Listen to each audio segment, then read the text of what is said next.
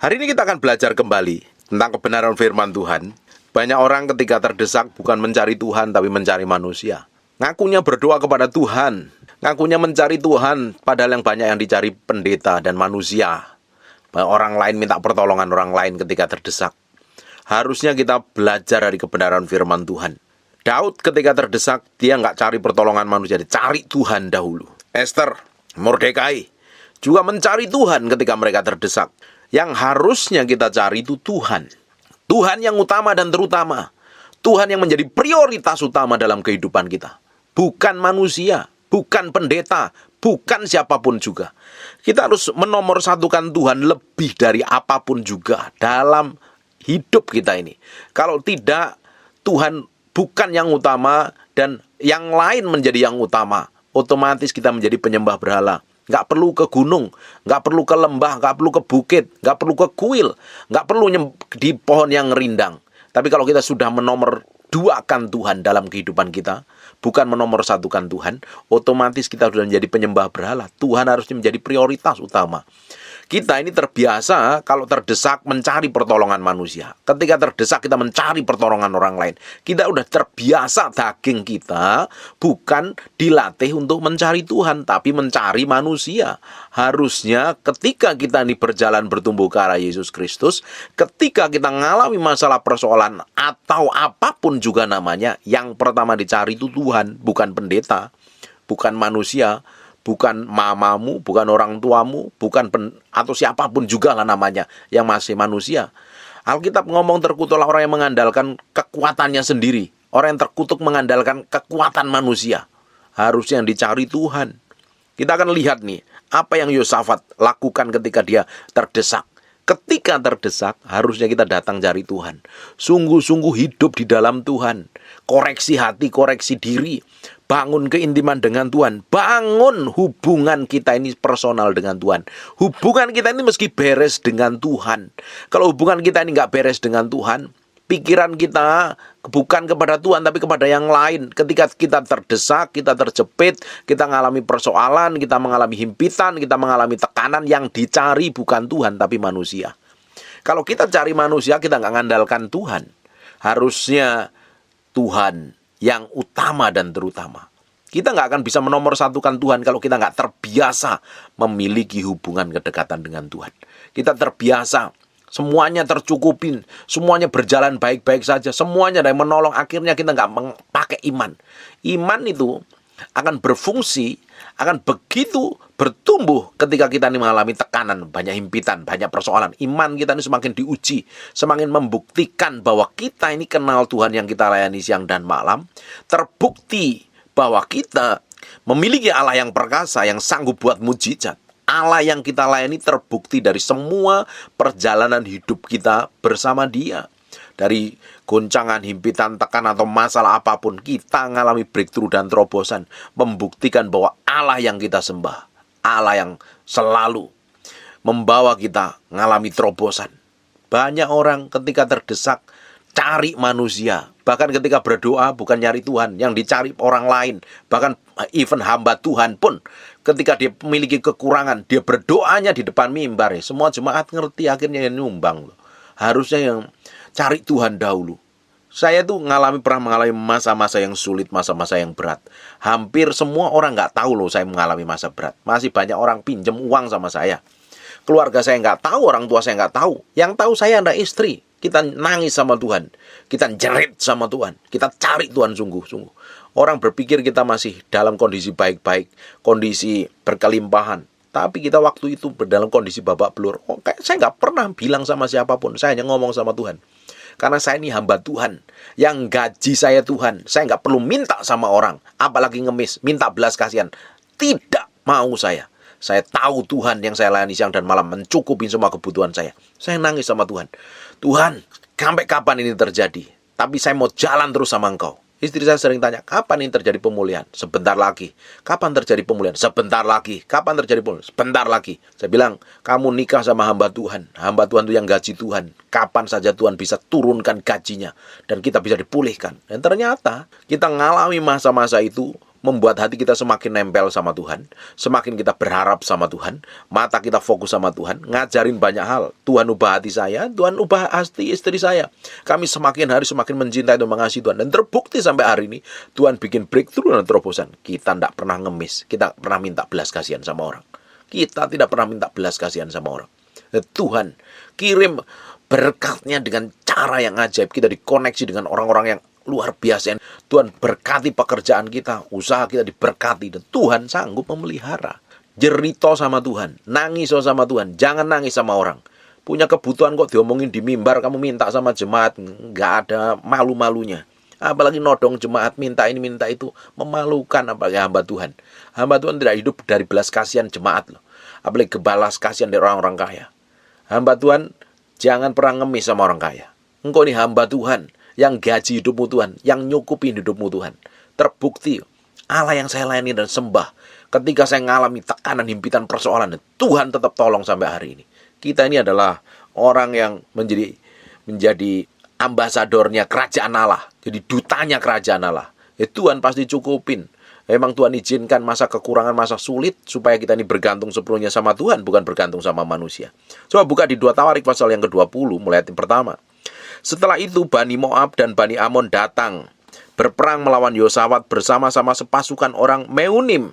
Datanglah orang-orang memberitahukan Yosafat suatu laskar yang besar datang dari seberang laut Asin, dari Edom, menyerang tuanku. Sekarang mereka di Hasezon Tamar, yakni En-Gadi. Perhatikan ayat yang ketiga. Yosafat menjadi takut. Lalu mengambil keputusan untuk mencari Tuhan. Kalau engkau sedang khawatir, engkau takut, engkau ngalami jalan buntu, engkau sedang bermasalah, engkau sedang tertekan, engkau gak punya pengharapan, hidupmu rasanya udah mentok, gak bisa ngapa-ngapain lagi, cari Tuhan, jangan cari manusia. Boleh sih ketemu pendeta, cari pendeta itu boleh. Tapi kalau kamu setiap masalah cari pendeta, sedangkan kamu jadi Kristen bertahun-tahun, Tuhanmu itu siapa? Kamu berdoa sama Tuhan, bukan berdoa sama pendeta. Bukan berdoa sama orang. Apalagi minta sama orang. Kalau Tuhan sanggup gerakkan orang untuk memberkati itu, kamu gak perlu minta sama orang. Tuhan bisa gerakkan siapapun untuk memberkatin kita loh. Dikoneksi kita dengan orang-orang tertentu, buka jalan. Apapun yang sanggup, Tuhan buka jalan dan sanggup memberkatin kita. Jangan ngemis sama orang. Jangan minta belas kasihan sama orang. Cari Tuhan. Tuhan sedang ngajarin hidupmu. Semakin kita tertekan dan semakin kita cari Tuhan, Tuhan tuh lihat semua apa yang di dalam hati kita. Tuhan lihat motivasi hati kita, kerinduan hati kita. Waktu engkau terjepit, cari Tuhan. Yosafat menjadi takut, lalu mengambil keputusan untuk mencari Tuhan. Ini sama persis yang dilakukan oleh Mordekai dan Esther. Ini yang persis juga sama yang dilakukan oleh Daud di Siklag. Dia mencari Tuhan, minta petunjuk Tuhan. Banyak tokoh di Alkitab ketika terdesak, dia cari Tuhan. Cari Tuhan. Karena Tuhan jadi sumbernya. Bukan manusia. Bukan pendetamu, bukan gembalamu. Yang sanggup bikin breakthrough dan terobosan itu bukan pendeta, tetapi Tuhan. Yang perlu dicari Tuhan, perlu ngalami Tuhan, perlu membangun keintiman dengan Tuhan secara pribadi. Kamu harus mulai komitmen bangun keintiman di kamar doamu setiap hari. Jangan hanya sekedar berdoa di gereja. Jangan hanya habiskan waktu berdoa di menara doa. Tapi kalau kamu nggak berdoa di kamar doamu, ya percuma, sia-sia. Bangun keintimanmu dulu di kamar doamu. Kalau engkau kuat doamu pribadi di kamar doamu, kamu bisa kuat berdoa untuk di menara doa, bisa kuat dan powerful doa di gereja. Dibangun keintiman dulu. Kalau kena masalah yang dicari Tuhan, dicari kebenaran, diperkatakan firman. Banyak orang tuh nggak ngerti firman. Ketika kena masalah yang dicari pendeta, ya nggak salah juga sih. Tapi kalau engkau kena masalah cari pendeta terus, kamu nggak dewasa. Lah kamu jadi Kristen bertahun-tahun, kalau nggak dewasa ya mau dipercaya apa sama Tuhan? Harusnya kalau masih baru-baru ya, baru-baru masih oke nyari pendeta. Baru bertobat sebulan, 2 bulan, di bawah setahun, ketika ngadepin masalah bingung, nggak tahu jalan, nggak tahu firman karena belum memperkatakan firman, belum menyelidikin firman, belum merenungkan firman, ya oke. Tapi kalau engkau sudah Kristen di atas tahun, 2 tahun, 3 tahun, 40 tahun, 50 tahun, ketika punya masalah bukan cari firman, kamu cari pendeta, ya kamu tuh kemana selama ini? Firman firman yang diajarkan, firman yang dikhotbahkan, firman yang direnungkan, firman yang kamu dengarkan. Kemana itu firman? Orang Kristen yang dewasa, dengar firman, direnungkan, ditaruh di dalam hatinya, dilakukan, baru terjadi breakthrough dan terobosan. Banyak orang Kristen hari ini nggak ngerti firman karena malas belajar firman. Ketika kena masalah bingung, makanya cari pendeta. Harusnya orang Kristen itu bertumbuh dewasa loh di dalam Kristus. Ketika engkau bertumbuh dewasa, engkau tahu pakai ayat yang mana dan pasal yang mana ketika menghadapi masalah. Hidupmu kuat, kokoh, dan teguh. Kamu bisa ngambil keputusan, saya mesti cari Tuhan ini. Meski kenalin Tuhan. Orang yang ngalami Tuhan, orang yang kenal Tuhan, orang yang memiliki hubungan pribadi dengan Tuhan, dia tahu persis ketika menghadapi masalah. Tuhan pasti bikin breakthrough dan terobosan. Kuat, kokoh, teguh. Nggak goncang, nggak panik, nggak stres, nggak bingung, nggak kacau. Nggak mau menyerah. Banyak orang Kristen hari ini kena masalah. Pastor mau nyerah, Pak Pendeta mau nyerah. Pak, saya udah nggak kuat lagi, mau nyerah. Kamu punya Tuhan loh. Kamu ngandelin kekuatanmu sendiri, kamu akan capek. Kamu pakai pikiranmu sendiri, mikirin masalahmu sendiri, belum ada jalan keluarnya, kamu akan nyerah. Tapi waktu kamu cari Tuhan, kamu bergaul dengan Tuhan, miliki hubungan dengan Tuhan, perkatakan janjinya, fokus kepada janjinya, perkatakan firman setiap hari, kamu akan melihat janji itu digenapi. Tapi orang sekarang kalau kena masalah bukan mencari Tuhan, cari pendeta, cari orang lain. Kamu mengandalkan siapa? Harusnya berdoa sama Tuhan, bukan berdoa sama orang. Yosafat menjadi takut lalu mengambil keputusan untuk mencari Tuhan. Ia menyerukan kepada seluruh Yehuda supaya berpuasa. Dan Yehuda berkumpul untuk meminta pertolongan daripada Tuhan. Minta pertolongannya daripada Tuhan. Mereka datang dari semua kota di Yehuda untuk mencari Tuhan. Diulang lagi, meminta pertolongan sama Tuhan, mencari Tuhan, berpuasa, menyerukan kepada Tuhan. Ini diulang berkali-kali. Penting sekali. Hari ini kena masalah kok cari pendeta. Lu pikir pendeta itu Tuhan. Terus kamu berdoa, harusnya cari Tuhan. Sungguh-sungguh kenalin Tuhan. Perkatakan firman-Nya. Firman waktu ngadepin kayak begini, firman yang cocok yang mana. Direnungin, diperkatakan, dihidupin. Jangan malah babak belur. Jangan malah stres, bingung. Bukti bahwa kamu gak dewasa secara rohani. Tidak dewasa secara rohani. Alkitab ini perjanjian lama, sekarang kita buka di perjanjian baru. Di Yohanes 15 ayat yang ke-16 ngomong begini. Bukankah kamu yang memilih aku, tetapi aku yang memilih kamu. Dan aku telah menetapkan kamu supaya kamu pergi dan menghasilkan buah, dan buahmu itu tetap. Supaya apa yang kamu minta kepada Bapa dalam namaku, diberikannya kepadamu. Kalau minta sama Bapa dalam nama Yesus. Kalau berdoa, ngedang madepin masalah, jangan minta sama pendeta, jangan minta sama orang lain, jangan minta pertolongan sama orang lain. Kalau memang ada hal-hal tertentu kita bisa minta pertolongan sama orang-orang dekat kita, is okay. Tapi yang pertama kita cari itu Tuhan. Yang utama itu Tuhan. Mintalah kepada Bapa dalam namaku, diberikannya kepadamu. Kalau kamu minta kepada Bapa dalam namaku, maka akan diberikannya kepadamu. Yohanes 15 ayat yang ke-16. Sekarang kita buka di Yohanes pasal yang ke-16 ayat yang ke-23. Pada hari itu kamu tidak akan menanyakan apa-apa kepadaku. Aku berkata kepadamu, sesungguhnya segala sesuatu yang kamu minta kepada Bapa akan diberikannya kepadamu dalam namaku. Cari Tuhan. Kalau berdoa jangan sama manusia, berdoa minta sama Bapa dalam nama Yesus. Tuhan pasti akan jawab. Yang jadi masalahnya jawabanmu itu cepat atau lambat atau dipending dulu. Bagian kita harus menunggu Tuhan. Permintaanmu sesuai dengan kehendak Tuhan apa tidak?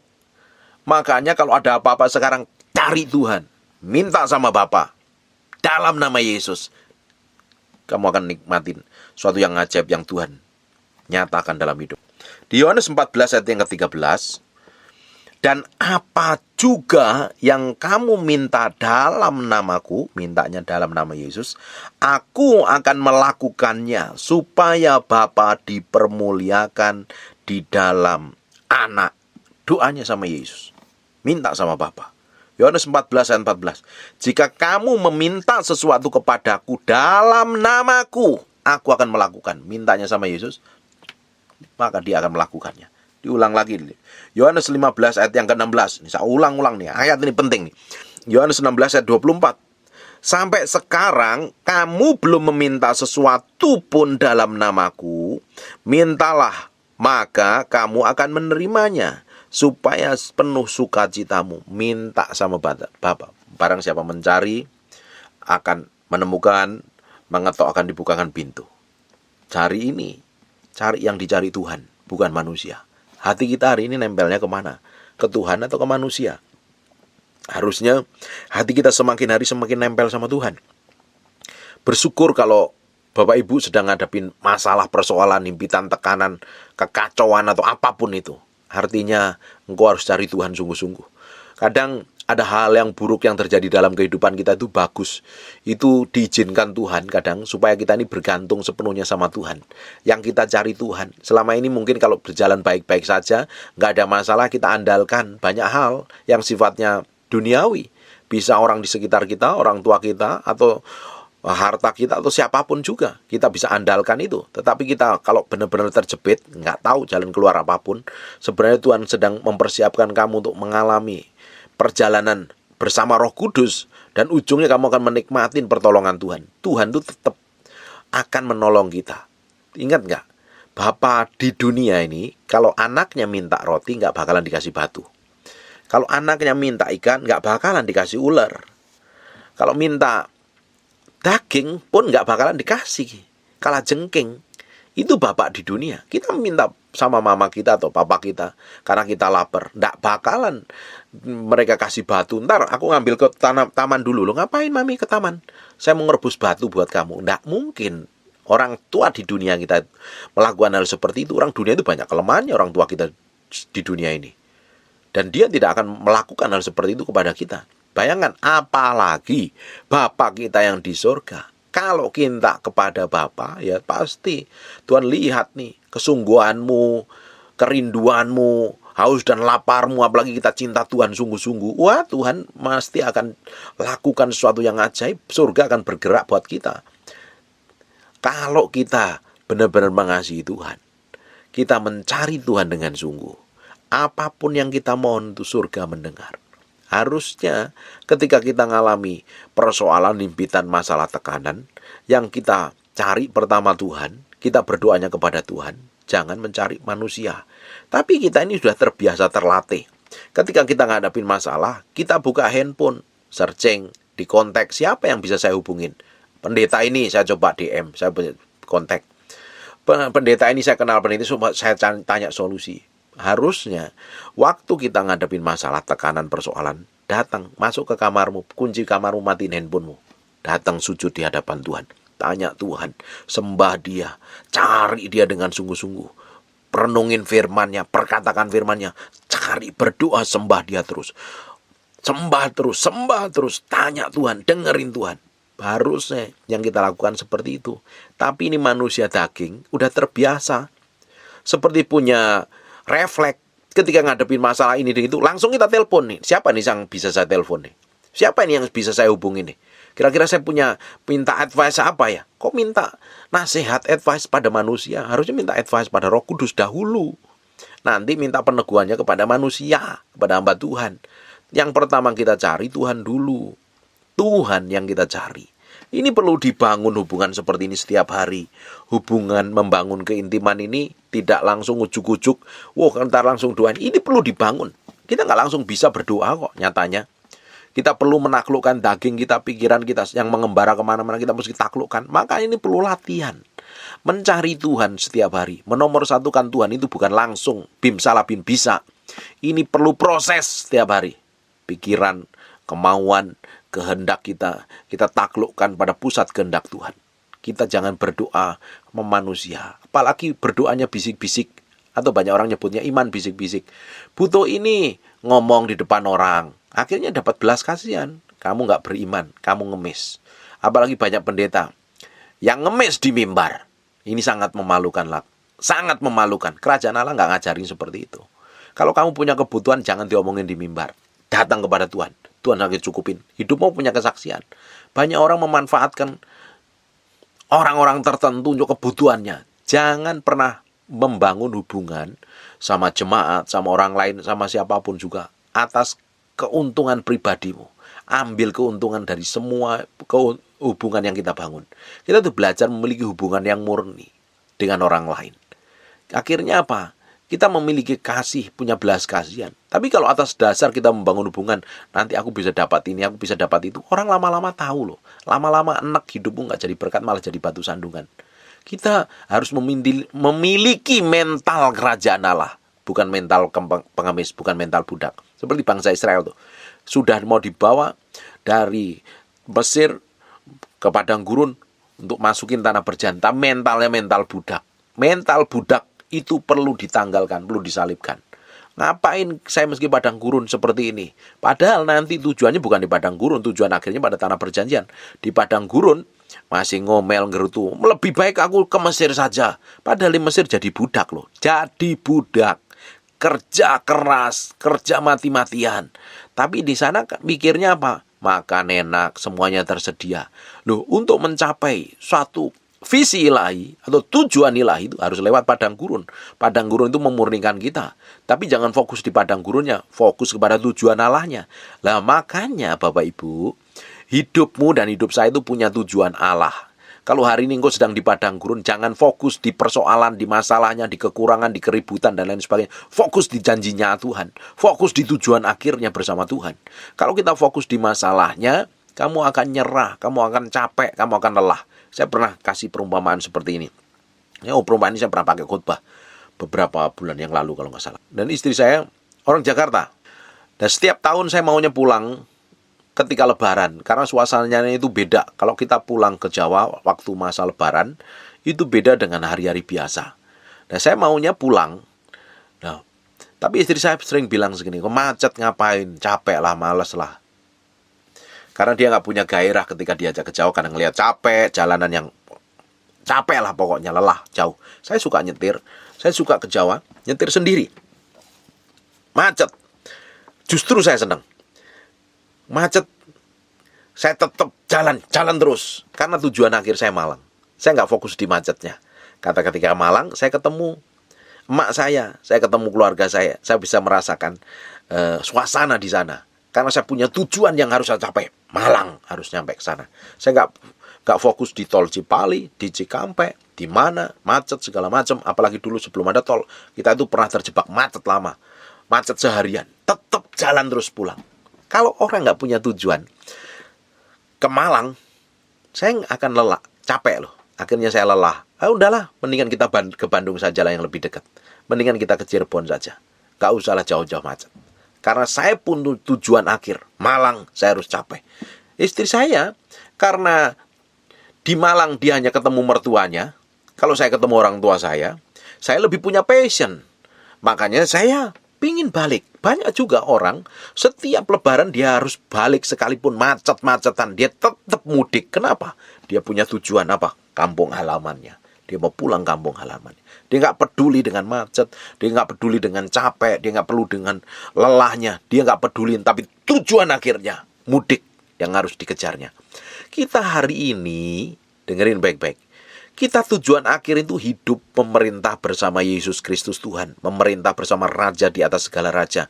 Di dunia ini hanya perjalanan sementara. Tujuan akhirnya langit baru dan bumi baru. Tujuan akhir kita.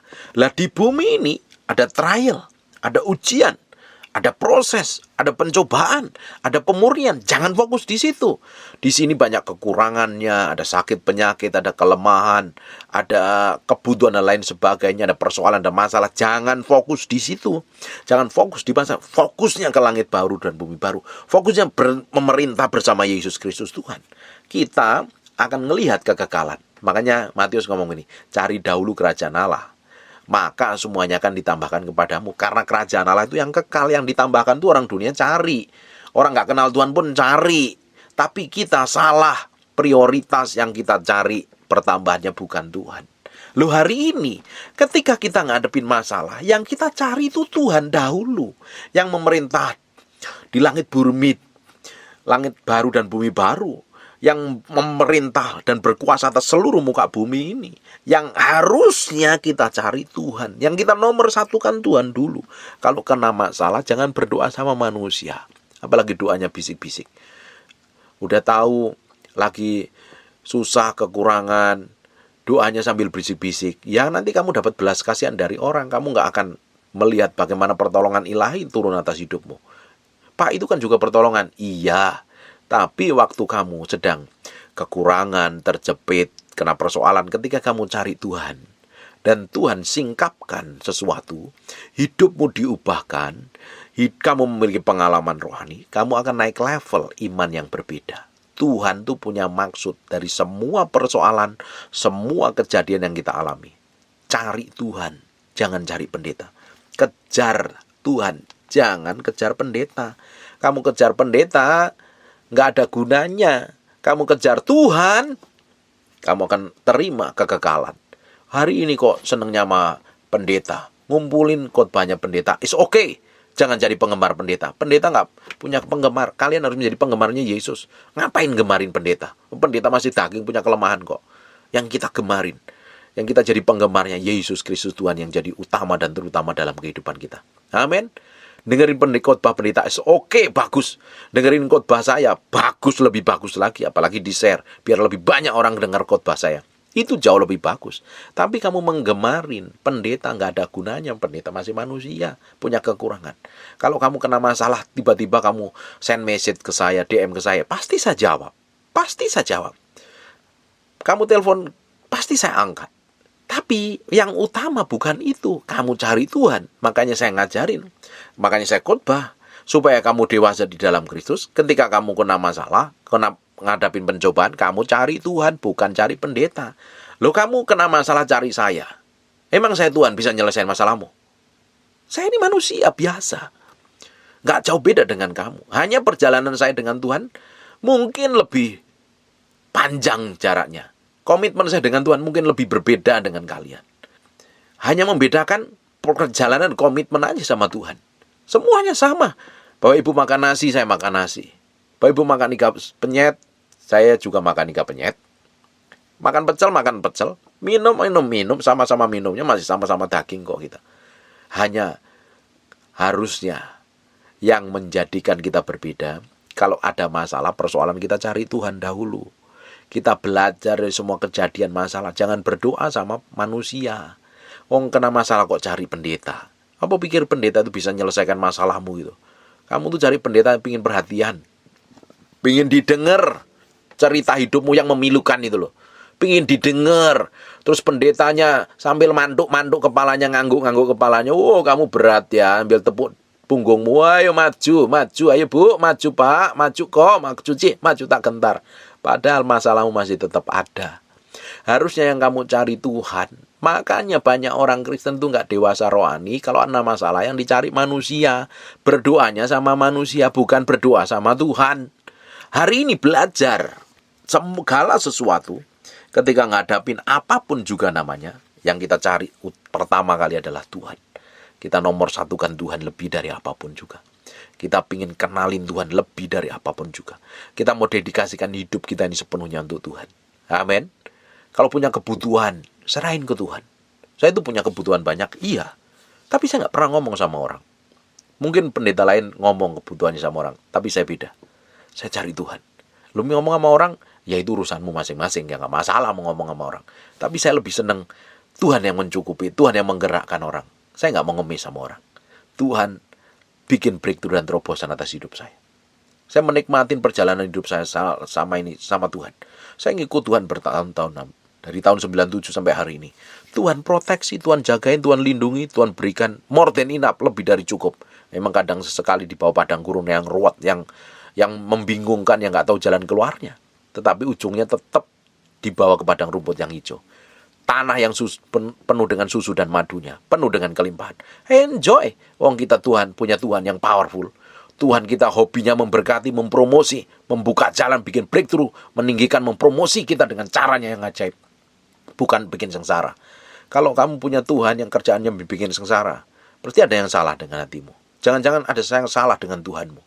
Tuhan saya yang saya sembah, saya kenal dalam nama Yesus Kristus Tuhan. Dia Allah yang the best.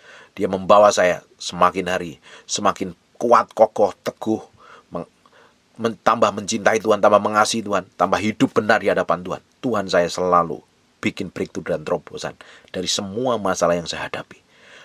Sampai hari ini, berkali-kali dengan caranya yang ajaib dibuka jalan. Oh, Tuhan beberapa tahun yang lalu selalu bikin mujizat. Kemarin bikin mujizat. 10 tahun yang lalu bikin mujizat. Hari ini dia bikin mujizat. Di waktu-waktu yang akan datang, Allah yang kita sembah dalam nama Yesus Kristus Tuhan juga akan buat mujizat dalam hidup kita. Nggak perlu bingung, nggak perlu khawatir, nggak perlu stres, nggak perlu kacau. Amin. Cari Tuhan. Yosafat mencari Tuhan, dan Tuhan bikin breakthrough dan terobosan atas hidupnya. Hidupmu harusnya yang diutamakan adalah Tuhan dalam segala hal. Yang kita cari Tuhan harusnya. Yang kita cari harusnya Tuhan. Baru Tuhan akan bikin breakthrough dan terobosan. Tuhan akan lakukan hal-hal yang ajaib dan luar biasa. Coba perhatikan di 2 Tawarik 20 mulai yang ke 20 sekarang. Keesokan harinya, pagi-pagi mereka maju menuju padang gurun Tekoa. Ketika mereka hendak berangkat, berdirilah Yosafat dan berkata, dengar hai Yehuda dan penduduk Yerusalem, percayalah kepada Tuhan Allahmu, dan kamu akan tetap teguh. Percayalah kepada nabi-nabinya, dan kamu akan berhasil. Percaya sama Tuhan, dan percaya kepada nabi-nabinya. Nabi yang benar, jangan nabi-nabian. Jangan nabi-nabian yang gampang lu buatan, tetapi yang real, hidup praktek firman Tuhan. Jangan hanya sekedar percaya sama orang yang gampang dapat pernyataan ini itu tapi tidak tergenapi. Itu palsu. Tapi percaya sebenarnya real hamba Tuhan yang memberitakan kebenaran firman Tuhan. Setelah ia berunding dengan rakyat itu, ia mengangkat tangan dan mengangkat orang-orang yang akan menyanyi nyanyian untuk Tuhan dan memuji Tuhan dalam pakaian kudus yang semarak pada waktu itu. Mereka keluar dari muka orang-orang bersenjata sambil berkata, nyanyikanlah nyanyian syukur bagi Tuhan bahwasanya untuk selama-lamanya kasih setianya. Ketika mereka mulai bersorak-sorai menyanyikan nyanyian pujian, dibuat Tuhanlah penghadangan terhadap Bani Moab, dan Moab dan orang-orang dari pegunungan Seir yang hendak menyeberang Yehuda, sehingga mereka terpukul kalah. This powerful. Ketika kita cari Tuhan, Tuhan sendiri akan turun tangan. Lalu Bani Amon, Moab berdiri menentang penduduk pegunungan Seir, hendak menumpas mereka, memunahkan mereka. Segera mereka sesudah mereka membinasakan penduduk Seir, mereka saling bunuh-membunuh. Ada pembelaan ilahi lagi. Ketika Yehuda tiba di tempat peninjauan di padang gurun, mereka menengok ke tempat laskar itu. Tampaklah semua telah menjadi bangkai, berhantaran di tanah, dan tidak ada yang terluput. Pada hari keempat ayat 26, mereka berkumpul di lembah pujian. Di sanalah mereka memuji Tuhan, dan itulah sebabnya orang menamakan tempat itu lembah pujian hingga sekarang. Luar biasa sekali kan? Ayat yang ke-29 perhatikan. Ketakutan dari Allah menghinggapi semua kerajaan negeri-negeri lain ketika mereka mendengar bahwa Tuhan yang berperang melawan musuh-musuh Israel. Powerful nggak? Pertolongan ilahi. Makanya harus kita cari Tuhan. Kita pengen kenal Tuhan. Kita pengen ngalamin Tuhan. Hari ini engkau yang malas berdoa, yang berdoanya hanya ngikut-ikutan acara di gereja, mulai bangun keintimanmu di kamar doamu. Berdoa mungkin mulai dengan 15 menit, 30 menit, 45 menit, 1 jam, 1 jam setengah, 2 jam. Lakukan terus. 3 jam, 4 jam, atau seberapa waktu kamu punya. Bangun keintimanmu, matiin handphonemu, kunci kamarmu. Doa, sembah dia, fokus sama dia. Kenali Tuhan. Kamu tambah hari tambah dewasa. Perkatakan firman. Dengerin khotbah saya itu. Penting itu. Saya berdoa kalau engkau dengerin khotbah saya, engkau pasti bertumbuh di dalam Kristus. Doa khotbahnya keras, ketus lagi. Kalau engkau gak bertumbuh, enggak. Malah ada yang salah dengan hidupmu. Saya berdoa orang yang rajin mendengarkan khotbah saya itu diberkatin Tuhan. Semakin diberkati, semakin diubahkan, semakin hidup dalam kelimpahan. Saya berdoa semua orang rajin. Makanya semakin kita bangun keintiman dengan Tuhan, semakin kita dengerin firman, perkatakan firman, kita bertumbuh dewasa di dalam Kristus, karakter kita diubahkan di dalam Kristus, hidup kita mengalami kemenangan dalam segala hal, kita fokusnya sama Tuhan. Ketika kita ngadapin masalah, kita cari Tuhan, bukan cari pertolongan manusia. Kita tanya Tuhan dulu, bukan tanya pendeta.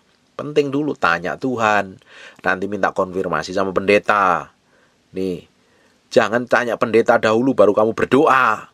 Yang dicari Tuhan, bukan pendeta. Yang dicari itu Tuhan, Bukan romo atau pastor atau pendeta atau penginjil atau gembala. Tuhan yang kita cari pertama kali. Ngadepin apapun, datang kepada Tuhan. Sembah Dia, tinggikan Dia, muliakan Dia. Dedikasikan hidupmu, persembahkan hidupmu sepenuhnya untuk Tuhan. Dan Tuhan sendiri akan bergerak dengan caranya ajaib. Bikin breakthrough, bikin terobosan. Hidupmu akan mengalami kemenangan. Amin. Saya berdoa untuk beberapa orang yang sedang struggle nih. Ada orang keluarga yang sedang struggle, pernikahannya struggle, keuangannya struggle, bisnisnya struggle, benar-benar sedang berjuang. Rasanya udah mentok, cari kerjaan sulit, cari makan sulit, anak-anak rusak, liar, pelayanan gak berkembang. Dengerin baik-baik. Hari ini, ambil keputusan, kamu kenal Tuhan, cari Tuhan, bangun keintiman, masuk dalam hubungan pribadi dengan Tuhan, doa pribadi dengan Tuhan. Tiap hari. Setiap hari, semakin intens, semakin banyak waktumu. Dan kamu akan lihat cara ajaib Tuhan tolong hidupmu. Tuhan tetap pelihara sampai hari ini. Tuhan akan tetap proteksi kamu. Tuhan tetap lindungin kamu. Tuhan akan bawa kamu dalam proses peninggian. Dan nama Tuhan akan dipermuliakan. Amin. Saya berdoa, Tuhan akan bikin breakthrough dan terobosan mulai hari ini. Tuhan akan bawa engkau terbang seperti Raja Wali. Terbang tinggi. Raja Wali itu terbang sendirian.